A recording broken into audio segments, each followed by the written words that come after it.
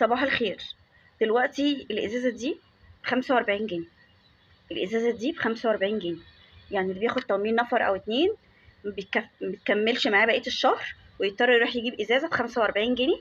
بتقعدش على اكلتين، لو هتحمري سمك او تعملي يا دوبك 3 اكلات، لو ما بتستخدميش كمان سمنه، يعني شغلك كله على الزيت. يعني كده كل سنه وانت طيبه، يعني كل اسبوع كده عليكي خير. يعني لو كنت كمان موفره ومدبره هتستخدمي هتجيبي ازازه زيت ب45 جنيه. سؤال يعني. وبعدين كيس مكرونه، كيس صلصه، مش عارفه ايه. افوجئ اللي انا جايبه ايه، جايبه رز، جايبه كيلو رز وكيسين مكرونه وازازه زيت. انا دافعه 250 جنيه وطالعه، جايبه 250 جنيه وطالعه.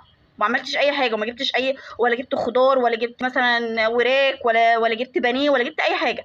رحت 200 جنيه ازازه زيت، كيسين مكرونه، كيلو رز، وطلع.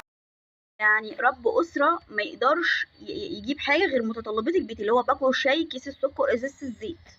طب يا جماعة، طب وغلو الأسعار دي لازم يبقى فيه رقابة شوية على التجار. هي المشكلة في التجار ولا في ارتفاع الأسعار ولا الدولار؟ طب احنا مالنا ومال الدولار؟ ده أقل احتياجاتنا كيس الرز وإزازة الزيت، أقل احتياجاتنا مش لاقيينها.